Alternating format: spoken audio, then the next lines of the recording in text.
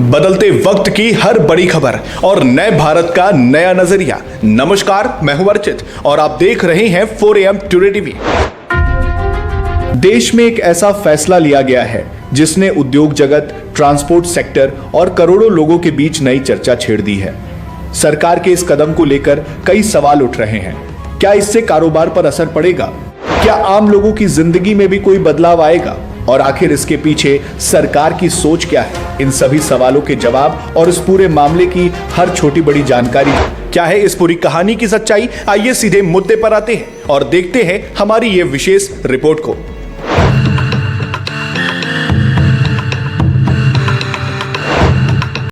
और आज शुरुआत मैं कुछ ऐसे सवालों के साथ करना चाहूंगा जो इस वक्त आपके साथ साथ देश के लाखों किसानों, ट्रांसपोर्टरों, व्यापारियों और उद्योग जगत के लोगों के मन में भी हैं।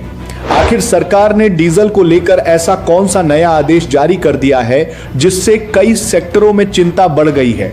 क्या देश में डीजल की कमी होने वाली है? क्या सरकार राशनिंग की तरफ बढ़ रही है? और आखिर 200 लीटर की सीमा क्यों तय की गई है? दरअसल केंद्र सरकार ने पेट्रोल और डीजल की बिक्री को लेकर नया आदेश जारी किया है। नए आदेश के मुताबिक अब किसी भी वाहन या ग्राहक को एक बार में 200 लीटर से ज्यादा डीजल नहीं दिया जाएगा। इतना ही नहीं, सरकार ने इंडस्ट्रियल, कमर्शियल और इंस्टीट्यूशनल उपभोक्ताओं को सामान्य रिटेल पेट्रोल पंपों से डीजल और पेट्रोल खरीदने की अनुमति भी नहीं दी है। सरकार के नए नियम के अनुसार अब फैक्ट्रियां, बड़े उद्योग, कमर्शियल संस्थान और अन्य बड़े उपभोक्ता अपनी जरूरत का ईंधन केवल बल्क सेल पॉइंट्स या अधिकृत थोक सप्लाई चैनलों से ही खरीद सकेंगे।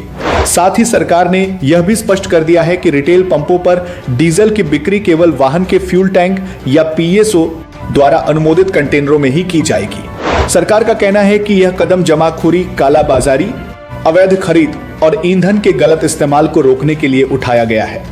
राज्य सरकारों और केंद्र शासित प्रदेशों को भी निर्देश दिए गए हैं कि वे इन गतिविधियों पर सख्त नजर रखें और नियमों का उल्लंघन करने वालों के खिलाफ आवश्यक वस्तु अधिनियम के तहत कार्रवाई करें। लेकिन सबसे बड़ा सवाल यह है कि आखिर सरकार को ऐसा फैसला लेने की जरूरत क्यों पड़ी?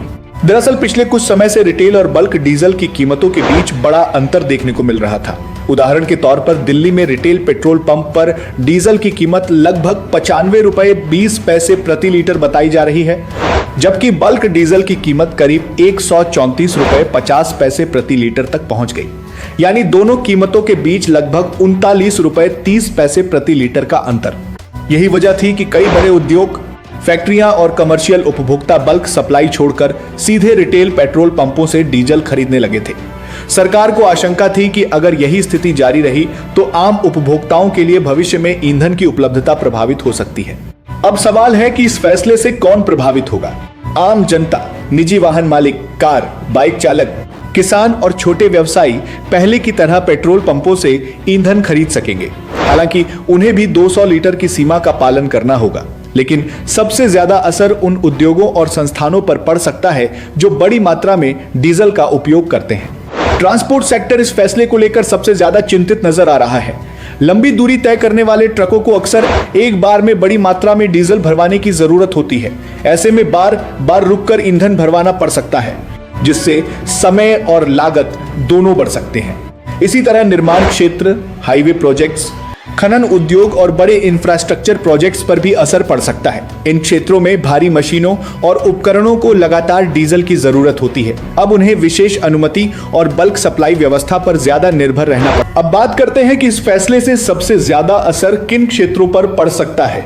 सबसे पहले ट्रांसपोर्ट सेक्टर। लंबी दूरी तय करने वाले ट्रकों को अक्सर 300, 400 या 500 लीटर तक डीजल की जरूरत पड़ती है। ट्रांसपोर्टरों का कहना है कि अब उन्हें बार बार अलग अलग पेट्रोल पंपों पर रुककर डीजल भरवाना पड़ सकता है। इससे यात्रा का समय बढ़ेगा, परिचालन लागत बढ़ेगी और कई जगह अतिरिक्त परेशानियों का सामना करना पड़ सकता है।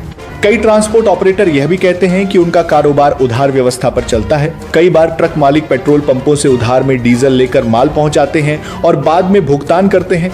नए नियमों से ऐसी व्यवस्थाओं पर भी असर पड़ सकता है। इसके बाद आता है निर्माण और इंफ्रास्ट्रक्चर सेक्टर।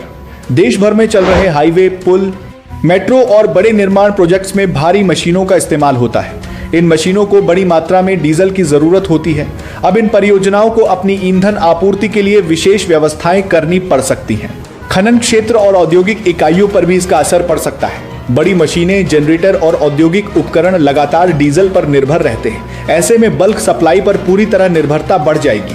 टेलीकॉम सेक्टर की चिंता भी कम नहीं है। देश के कई दूर दराज क्षेत्रों में मोबाइल टावर डीजल जनरेटर के जरिए चलते हैं। यदि ईंधन आपूर्ति में कोई बाधा आती है तो ग्रामीण और दुर्गम क्षेत्रों में नेटवर्क सेवाओं पर असर पड़ने की आशंका जताई जा रही है। अब बात किसानों की। खेती का मौसम शुरू हो चुका है। ट्रैक्टर, हार्वेस्टर और पंप सेट जैसी मशीनों के लिए डीजल बेहद जरूरी होता है। हालांकि किसानों पर सीधे तौर पर कोई प्रतिबंध नहीं लगाया गया है, लेकिन बड़ी मात्रा में डीजल खरीदने की स्थिति में उन्हें नए नियमों और निर्धारित प्रक्रियाओं का पालन करना पड़ सकता है। इस फैसले को लेकर विरोध की आवाजें भी उठ रही हैं। कुछ ट्रांसपोर्ट संगठनों और डीलर संगठनों का कहना है कि इससे कालाबाजारी रुकने के बजाय कुछ मामलों में बढ़ भी सकती है। उनका तर्क है कि यदि किसी वाहन को ज्यादा डीजल चाहिए तो वह अलग अलग पंपों में से खरीदने की कोशिश करेगा और निगरानी की व्यवस्था मजबूत नहीं हुई तो नई चुनौतियां पैदा हो सकती हैं। वहीं सरकार का पक्ष बिल्कुल अलग है। सरकार का कहना है कि यह फैसला किसी संकट या कमी की वजह से नहीं बल्कि एक एहतियाती कदम है। इसका उद्देश्य ईंधन वितरण व्यवस्था को व्यवस्थित करना, जमाखोरी रोकना और यह सुनिश्चित करना है कि आम उपभोक्ताओं को भविष्य में किसी प्रकार की परेशानी का सामना न करना पड़े। विशेषज्ञों का भी मानना है कि इसे तत्काल ऊर्जा संकट का संकेत नहीं माना जाना चाहिए। हालांकि वैश्विक परिस्थितियों और अंतर्राष्ट्रीय बाजार में चल रहे उतार चढ़ाव को देखते हुए सरकार आपूर्ति व्यवस्था को अधिक नियंत्रित और सुरक्षित बनाना चाहती है। इस बीच विपक्ष ने भी सरकार को घेरा है। कांग्रेस नेता रणदीप सिंह सुरजेवाला ने दावा किया है कि रिटेल और बल्क डीजल की कीमतों के बीच भारी अंतर के कारण उद्योगों और व्यापारिक क्षेत्रों पर अतिरिक्त आर्थिक बोझ पड़ सकता है। विपक्ष का आरोप है कि इसका असर किसानों, ट्रांसपोर्टरों, मध्यम वर्ग और लघु उद्योगों पर दिखाई दे सकता है। साथियों, एक बार फिर आए दिन भाजपा की महंगाई की मार। लगता है कि यह बात सही है कि भाजपा ही महंगाई है। भाजपा है तो महंगाई है। आज का नया आदेश देखिए, पेट्रोलियम मंत्रालय भाजपा सरकार का। यह है 12 जून 2026 का वो आदेश। इस आदेश में क्या कहा गया है? इस आदेश में कहा गया है कि कोई पेट्रोल पंप 200 लीटर से ज्यादा डीजल नहीं बेच सकता, और अगर किसी को 200 लीटर से ज्यादा डीजल खरीदना है तो फिर उसे बल्क सप्लाई सप्लायर के पास जाना पड़ेगा, जहां डीजल 40 रुपया प्रति लीटर महंगा मिलेगा। अब आप सोचिए आप पर क्या असर है। असर बड़ा सीधा है दोस्तों। पहला आक्रमण है हिंदुस्तान के किसान पर। हिंदुस्तान का किसान, अब बिजाई का सीजन है, अब उसे डीजल की सबसे ज्यादा आवश्यकता है। डीजल का एक ड्रम 220 लीटर का है। एक एकड़ के अंदर ही किसान 300 लीटर से अधिक इस्तेमाल करता है। अगर 5 एकड़ का औसतन किसान है तो 1500 लीटर डीजल चाहिए। जब 200 लीटर से ज्यादा मिलेगा ही नहीं और 40 रुपया लीटर महंगा मिलेगा तो खेती की कीमत तो अपने आप बढ़ ही जाएगी, पर फसल की कीमत नहीं बढ़ रही। अब आ जाइए मध्यम वर्ग पर, लोअर इनकम ग्रुप सोसाइटीज पर, मिडिल इनकम ग्रुप सोसाइटीज पर, अपार्टमेंट और बिल्डिंग्स पर जो हर शहर में हैं, वहां सब की सब बत्ती गुल रहती है और सब जनरेटर के ऊपर निर्भर हैं। जब वो जनरेटर में बल्क डीजल डलवाएंगे तो वो डीजल भी एक बार में 2000, 3000, 5000 लीटर तक खरीदते हैं।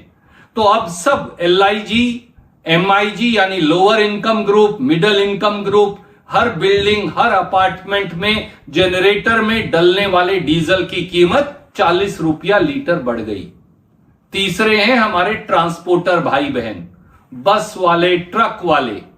क्या मोदी जी, क्या पेट्रोलियम मंत्री और बीजेपी के लीडर साहिबान नहीं जानते कि पेट्रोल का, डीजल का जो टैंक है बस और ट्रक का, वो 200 लीटर से ज्यादा है, और बड़े जो ट्रक हैं वो तो 3-3 टैंक लगाकर चलते हैं, तो उनके लिए भी 40 रुपया लीटर डीजल बढ़ गया। तो आप कहेंगे ये तो ट्रक वाले के लिए बढ़ा है, बस वाले के लिए बढ़ा है। मैं अब आप पूछता हूं, जब आप बस में यात्रा करेंगे तो बस का किराया नहीं बढ़ेगा? बढ़ेगा। आखिर में ये जनता को देना है। जो माल की ढुलाई ट्रक से होगी तो क्या फिर ट्रक का किराया नहीं बढ़ेगा? अवश्य बढ़ेगा। यह पैसा भी आपकी जेब से जाने वाला है, आम जनता की। और चौथा आक्रमण है सूक्ष्म, लघु और मध्यम उद्योग पर, छोटे छोटे उद्योगों पर।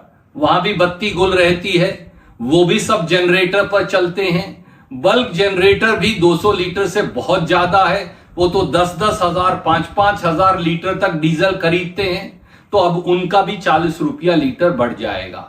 और जब वो बढ़ जाएगा तो जो सामान वो बनाएंगे उसकी कीमत भी बढ़ेगी। वो कीमत कौन देगा? वो भी आप देंगे। इसलिए ये एक ऐसा आक्रमण है जो इस देश के हर व्यक्ति पर है। और चोरी छुपे ये 12 जून का आदेश निकालकर बीजेपी की सरकार ने दिया है। मैं इसीलिए कहता हूं, बीजेपी है तो महंगाई है, बीजेपी ही महंगाई है।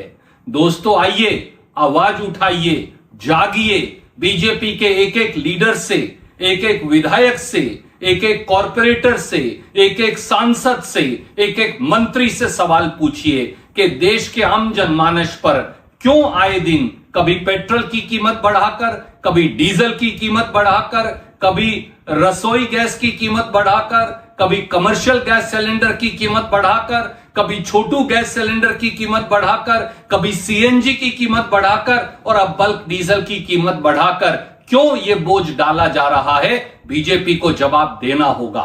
नमस्कार, जय हिंद। आइए इससे जुड़िए, यही राष्ट्रहित है। नमस्कार। हालांकि सरकार का दावा है कि आम जनता को घबराने की जरूरत नहीं है। पेट्रोल, डीजल और एलपीजी की उपलब्धता सामान्य है और लोगों को पैनिक बाइंग से बचना चाहिए। अब सबसे बड़ा सवाल यही है कि क्या यह फैसला वास्तव में जमाखोरी और कालाबाजारी रोक पाएगा? क्या इससे आम उपभोक्ताओं को फायदा होगा या फिर उद्योग, ट्रांसपोर्ट और कृषि क्षेत्र के लिए नई चुनौतियां खड़ी होंगी? इन सवालों का जवाब आने वाले दिनों में साफ होगा। लेकिन इतना तय है कि पेट्रोल और डीजल की खरीद को लेकर सरकार का यह फैसला देश भर में बड़ी बहस का विषय बन चुका है और इसका असर कई क्षेत्रों में महसूस किया जा सकता है। आप इस फैसले को कैसे देखते हैं? अपनी राय हमें कमेंट बॉक्स में जरूर बताइए। वीडियो पसंद आया हो तो वीडियो को लाइक करें, शेयर करें और लगातार बड़ी और महत्वपूर्ण खबरों के लिए हमारे चैनल 4AM टुडे टीवी को सब्सक्राइब करें।